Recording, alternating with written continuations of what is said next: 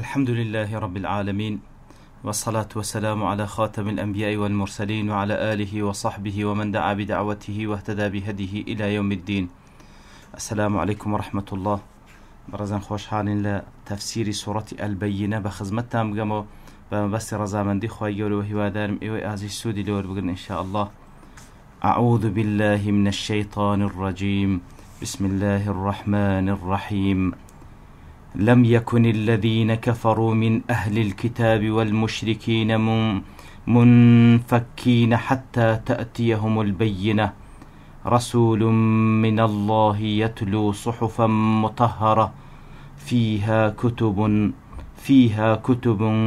قيمة. بالخوشوستان سورة البينة ديال سورة مدنية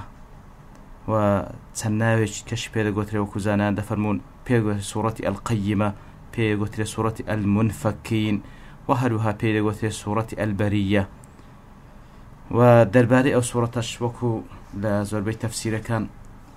باس لو فرموده دا كان كوا كاتك أو سورة دابزي وكلا أو فرموده كوا إمام أحمد رواتي كرديا لأنسي كوري مالك دا جيريتوا وهلوها إمام بخاري ومسلم يشبه ماشي ورواتيان كرديا دفرمي پیغمبر صلى الله عليه وسلم بأبي كري كعب فرمو إن الله أمرني أن أقرأ عليك لم يكن الذين كفروا. دفرمي في صلى الله عليه وسلم فرمو خواهي قول فرماني بيكر ديما يا أبي كوا أو سورة لبو بخين موا أو سورة لسر بخين موا. دفرمي أبي كري كعب فرموي قال وسماني لك يا رسول الله، يعني خواهي قول سبحانه وتعالى ناي مني هنا لات؟ قال نعم بله فرموي ناوي توي هنا وفرماني بيكرم لسرتوي بخين موا. فبكى اترك أبي كري كعب وكو دربريني أو دل خوشيي كوا خواهي قول بوس شوي ريزي لنا وناوي هنا بوس شوي داري بري كوا دستي بقريان كرد. بله وجاء خواهي قول سبحانه وتعالى سرت هذا كباس لا آتي كم دكا دفرمي لم يكن الذين كفروا من أهل الكتاب والمشركين منفكين حتى تأتيهم البينة. كواتكسانك لكافر كان من أهل الكتاب والمشركين أو بباورانا كدوبشن بشيشان أهل كتاب وبشيشان مشركا أو كسانا بهيج شويك دستيان هل ندقرد لو ببروايي كواتي دابون هتا وكو أو بينيان لونه أو بلقروشنان لونه. زال سرت هذا كاتك واخواي قول سبحانه وتعالى باز لكساني چي كافرو بباوردك أو زاد فرمي أو كافرانا دو بشيشان أهل كتاب ليزولك ولديانكان وبشيشان لمشركين. كواتا ليردا يكم آيات وهروها لآتكاني باشتريش زهر بروني آشكرا دكا كوا أهل كتابيش لمصطلح قرآن بيروس كساني چي كافرو ببروان وكل تندين سورة تكشخواي قولا آماجي بيدكا لبروي أقرتي إيماني شان بخواي قولا هي إيمانيان بروج قيامته وإيمانيان ببيغمبركي خوشيان هي عليهم الصلاة والسلام. بلام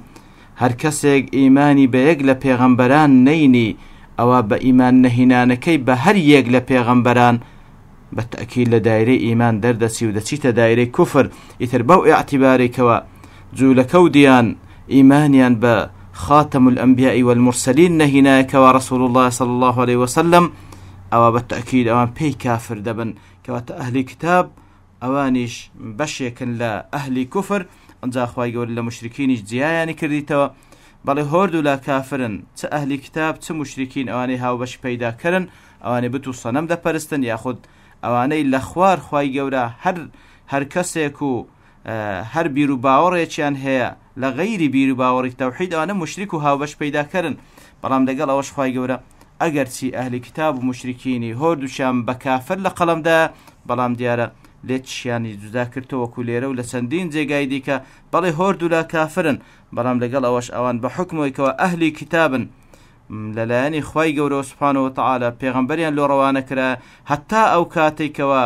هەتا ئەو کاتێ پێغەمبەری پاشتر ئەوەی لە پاشی ئەو پێغەمبەری ئەوان هاتبیتن ئەوان هەر لە لای خوای گەورە بە مسلمان حسێبن، بەڵام لە دوای هاتنی پێغەمبەری دوای ئەوان کە دەبووە ئیمانی پێبینن لەو کاتەڕ ئەوان کافر دەبن، لۆی ئەحکامیشیان جیایە. لە بۆ نمونە خوای گەورە سوبحانەهو وتعالا ئەگەر چی ئەهلی کتاب بە کافر لە قەڵەمدا لێرە و لە چەندین جێگای دیکە لێ تەماشا دەکەی خواردنیان با بڵێن حەیوان سەربڕینیان ئەوە لە بۆ مسلمانان جائزە. ئەو حەیوانی کەوە ئەهلی کتاب سەری دەبڕی ئەوە لێی بخوا جیاواز لەگەڵ ئەو حەیوانی کەوا کەسی مشریک سەری دەبڕی کە بە هیچ شێوەیەک جائز نییە مسلمان لێی بخوا.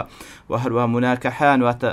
خواستنی ژن لێیان لە جوولەکە و لە دیانەکان جائزە، بۆی کەوا مسلمان ئافرەتێکی نەسرانیان ئافرەتێکی جوولەکە بخوازیت لەبەرەوەی بەعتیبارەوەی کەوا ئەهلی کتابە، بەڵام بە هیچ شێوەیەک جائز نییە ئافرەتێکی مشریک بخوازی. بەڵام لەگەڵەوەش وەکو گوتمان هەردوو لە هەر خوای گەورە لە یەک وەسف کۆیان کردەوە کەوا هەردوو لا کافرن. بەڵام ئەو جا دەفەرمی ئەو بێباوەڕانەی لە ئەهلی کتاب و لە مشرکین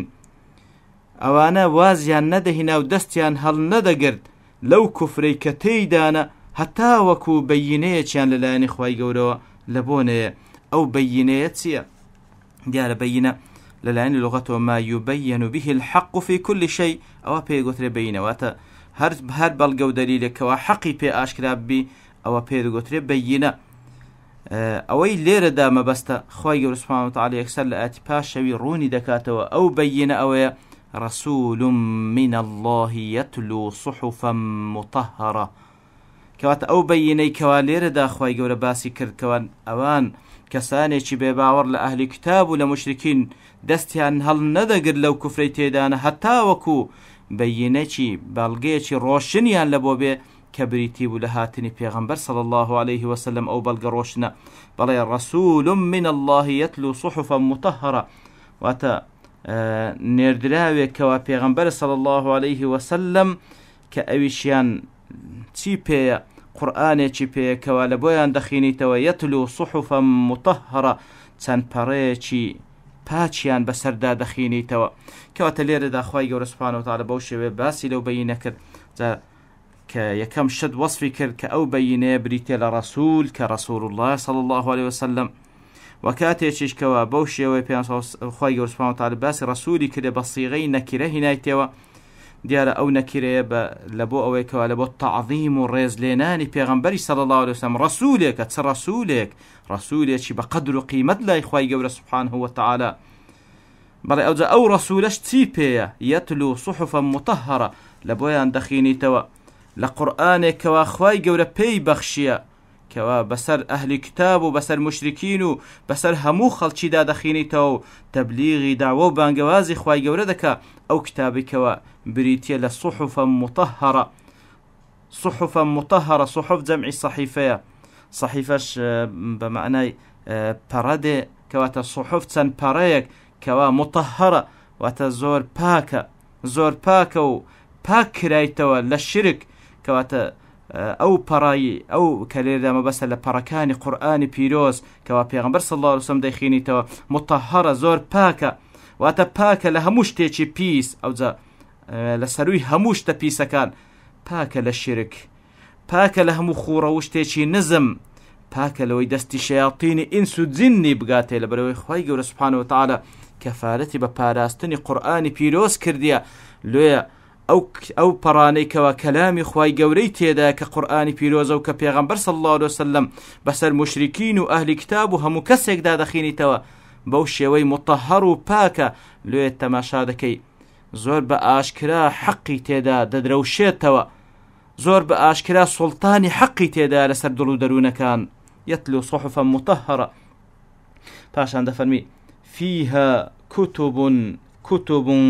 قيمة، وهروها لو صحفانە کەوا صحفی زۆر پاکن لاپەڕەی زۆر پاکن. چی تێدا؟ فيها كتب قيمة، واتە ئەوانەی کە تێیدا نووسرایتەوە ئەواشتی زۆر بە نرخ و ڕاست و دروستی تێدا نووسرایتەوە. بەڵێ دیارە کتب جەمعی مەکتوبە، کتب واتە جەمعی مەکتوبە ئەوەی کە تێیدا نووسرایتەوە لەو بابەتانەی کەوا تێیدایە هەمووی قەیمەیە، زۆر بە نرخە، هەمووی قەیمەیە بە معنای مستەقیم و معتەدیلیش دێ، واتە زۆر ڕاست و دروستە. ئەوەی کە تێیدا لە عەقیدە و بیر و باوەڕ کاتێکەوە باسی ذاتی خوای گەورە دەکا سوبحانەهو وتعالا بەو شێوەی کەوە کە ئەو پەڕی ڕاست و دروست و ئەو پەڕی عەقیدەی بە نرخی تێدا ئەوجا باز لە خوڕەوشتی بەرز دەکا و باز لە ئەحکام و باز لە هەموو ئەو شتانە دەکات کەەوە ئینسانەکان پێویستیان هەیە لە بۆ بەڕێوەچوونی ژیانیان بە چاکترین شێوە يهدي للتي هي أقوم لبو تساكترين ودادورترين ريقا هداية ددا فيها كتب قيمة وما تفرق الذين أوتوا الكتاب إلا من بعد ما جاءتهم البينة ذلك الأوش أهل كتاب ديال مشركين بها ماشي وبلان بالتأكيد بالتايبتي أهل كتاب ليك زيانبون والتفريق لنيوانيان دروس نبو أقرنا هر هموي متفق بون لسر أو كفري كوالا سري دابون إلا لدواي أوي من بعد ما جاءتهم البينة إلا لدواي أوي كوا بينيان بيجيشت أو زاد زيابون بوي كوا تفرق لنيوانيان دروس بكسانيك إيمانيان هنا وهات نسر ملتي توحيد كوا ديني پیغمبر صلى الله عليه وسلم وهر وكساني چيج لسر كفر وشركي خويا مانوا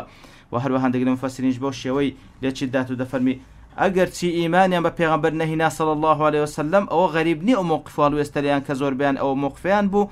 بەڵام لەبەر ئەوەی ئەوان لە تاریخیشیان هەروە بۆ لە دوای ئەوەی بەیینە لەسەر زمانی پێغەمبەرانیان لە بۆیان هاتیە عليهم الصلاة والسلام ئەوجا ئەوان هەر تەفرەقەیان لە نێوان دروست بوو بەڵکو متفق نەبوون لەسەر ئەو ڕاستەڕێ و لەسەر ئەو منهەجێکەوە خوای و لە بۆی ڕاوان کردینە کەواتە لە دوای ئەوەی کەوا بەیینەیان لە بۆ هات ئەوجا تەفرەقە لە نێوانیان دروست بوو وابوو کەسانێک وەکو نەجاشی کەوا مەلیکی حەبەشە بوو لەسەر دینی نەسرانیەت بوو ئیمانی بە پێغەمبەر هێنا صلی الله عليه وسلم عەبدوڵڵای کوڕی سەلام کەوا کەسێکی حبرێکی جوولەکە بوو ئیمانی بە پێغەمبەر هێنا صلی الله عليه وسلم بۆ چەند کەسانێکی دیکەش کەواتە تەفرەقە لە نێوانیان دروست بووە کەسانێک لەوان ئیمانیان هێنا کەسانێکیش لە دوای ئەو بەیینە هەر لەسەر کوفری خۆیان مانەوە وما أمروا إلا ليعبدوا الله مخلصين له الدين حنفاء ويقيموا الصلاة ويؤتوا الزكاة وذلك دين القيمة زاخواي قرد فرميتن لكاتك وان تفرقان ليدرز بو بوي كسانك إيمانيان بو بيني هناك ورسول الله صلى الله عليه وسلم وكسانك يان لسر كفركي خوان مانوا هیچ مبررێک نەبوو هیچ هەنجەتێکیان نەبوو کەوە لەسەر کوفرەکەی خۆیان بمینێنەوە ئیمان بە ڕەسوڵ الله نەینن صلی الله عليه وسلم لەبەر ئەوەی ئەوان بە هیچ شتێک ئەمریان پێ نەکرا بوو تەنها بەوەی نەبیکەوە عیبادەت و پەرستن لە بۆ خوای گەورە بە تاک و تەنیا ئەنجام بدەن إلا ليعبدوا الله مخلصين له الدين فەرمانیان پێکرا بووکەوە عیبادەت لە بۆ خوای گەورە ئەنجام بدەن بە هەموو شێوازەکانی عیبادەت مخلصين له الدين وأو طاعتك وديكن بوبري إخلاص وبيكن لبو خواي جورا سبحانه وتعالى بهيج شيويك شرشي لبو بريار ندن حنفاء خويان بباريزن لهمو لا تريك خويان بباريزن لهمو انحرافك خويان بباريزن لهمو ريسكيتشي شيطان تنها خويان يقلاب كانوا لبو خواي جورا وعندنا مفسرين دفر من حنفاء أي متبعين إبراهيم الحنيف بويكوا أمريان بيكرابو اتباع إبراهيم حنيف بكن عليه الصلاة والسلام أبو الأنبياء لكاتك ذاك أوان ادعاي أو إذا كان كقوايا لسر دين إبراهيم عليه الصلاة والسلام دايباشا أو بيني كوا رسول الله صلى الله عليه وسلم كوا براوي قرآن بيروز بيبو كتيدا تندين بابتي بقيمتو راست درستي تدابو تيدا فرمان يعني بيكر بو تنها بويكوا فرستني خواي جورا بتاكو تنيا أنزام بدن بإخلاص وكو إبراهيم عليه الصلاة والسلام حنيف بن وهروها ويقيم الصلاة ويؤتوا الزكاة أو زانوية جكانيان بتاكي أنزام بدن بوشي ويك خوادي وإقامي بكن نوك أداي بكن ويؤتوا الزكاة وهروها زكاتي مالكانيان بدن زكاتي درو درون نفس شيان بدن بويكوا باتشي كانوا له مشتيشي بيس وذلك دين القيمة أوي دين القيمة زالي ردا لدواء وكوافر من ليعبدوا الله مخلصين له دين ديار لزمني أو عبادته نويجو زكاتش هل لزمني أو عبادته برام لبو أو كوا تيمان بقين خواهي سبحانه وتعالى كوا نويجو زكاة دوو ڕوکنی زۆر مهمن لە ناو عیبادەت لێ تەخصیصی دەکات لە دوای ئەوەی کەوا بەعام باسی کرد بە تایبەتش ئیشارەتیان پێ دەکات لە ضمنی ئەو عیبادەتانی کە فەرمانیان پێکرا نوێژ بکەن و وهروە زەکات ئەنجام بدەن وذلك دین القیمە ئەوەیە دینی ڕاست و دینی بە قەدر و قیمەت ئەوەیە ئەو دینەی کەوا خۆی گەور لە بەندەکانی دەوێ و هەر ئەو دینەشیان لێ قبول دەکاتن. سبحان ربك رب العزة عما يصفون وسلام على المرسلين والحمد لله رب العالمين.